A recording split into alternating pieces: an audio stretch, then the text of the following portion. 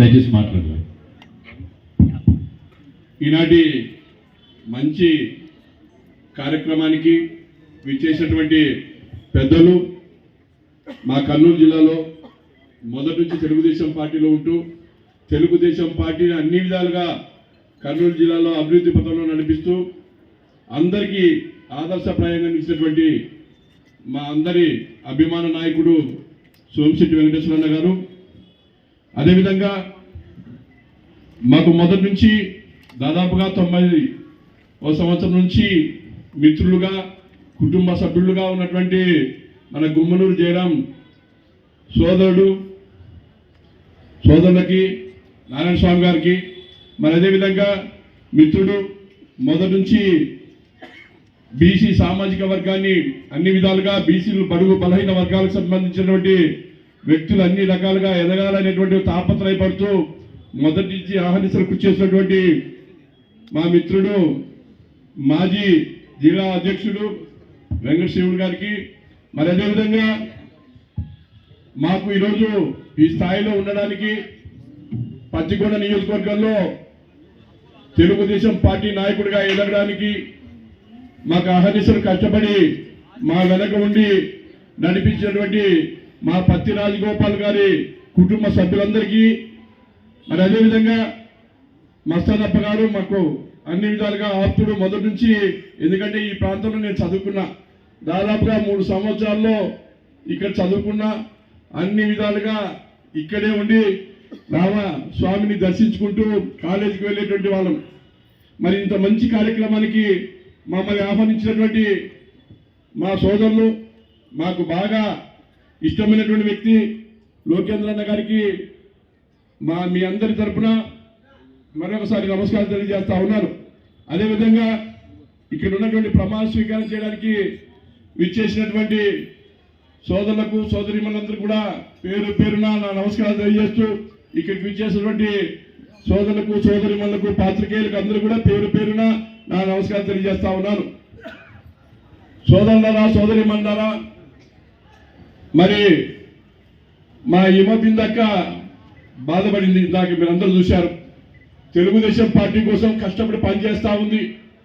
అహర్నిశలు డాక్టర్ వృత్తిలో ఉంటూ ఒక మహిళగా అనేక మళ్ళీ పల్లెల్లో పర్యటిస్తూ సేవలు అందిస్తూ, మరి ఈరోజు ఈ ప్రాంత ప్రజలకే కాకుండా ఈ నియోజకవర్గ ప్రజలందరూ కూడా సేవలు అందిస్తూ పార్టీ కోసం సేవ చేస్తున్న సంగతి ఈ సందర్భంగా మీ అందరికి గుర్తిస్తా ఉన్నాను.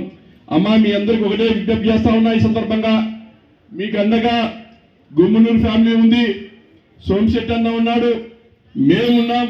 దాని గురించి ఎలాంటి ఆందోళన చెందాల్సిన అవసరం లేదని మీకు ఈ సందర్భంగా గుర్తు చేస్తా ఉన్నాను. ఎందుకంటే ఈరోజు మీరు పెట్టినటువంటి భిక్షతోనే నిజంగా మాకు బాగా పత్తికొండ నియోజకవర్గంలో ఫ్యాక్షన్ నేపథ్యం ఉన్నటువంటి ప్రాంతం. మా తండ్రి గారిని అక్కడ హత్య చేసినప్పుడు నేను లా ఫైనల్ ఇయర్ చదువుతా ఉన్నా. ఆ సమయంలో నేను 23 సంవత్సరాల వయసు నాకు. నన్ను చేరదీసి ఈరోజు పత్తికొండ నియోజకవర్గంలోనే వేల మందికి చేత్తో సహాయ సహకారం అందించేటువంటి ఘనత మీ నుంచి నాకు లభించిందని సందర్భంగా సగర్వంగా ప్రజల ముందు చెప్పదలుచుకున్నానమ్మా.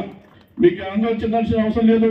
మీరు ఎప్పుడు ఎక్కడ పిలిచినా కూడా ఇక్కడ ఉన్నటువంటి మేమందరూ కూడా నీకు తోడుగా ఉంటాం, అండగా ఉంటాం, ఏమాత్రం అనుమానం లేదని చెప్పేసి సందర్భంగా మరొకసారి గుర్తు చేస్తూ, ఇంతటి మంచి కార్యక్రమానికి మా సోదరుడు లోకేంద్రన్న మొదటి నుంచి తెలుగుదేశం పార్టీకి పనిచేస్తూ నాటి ఎమ్మెల్యే పత్తి రాజగోపాల్ గారు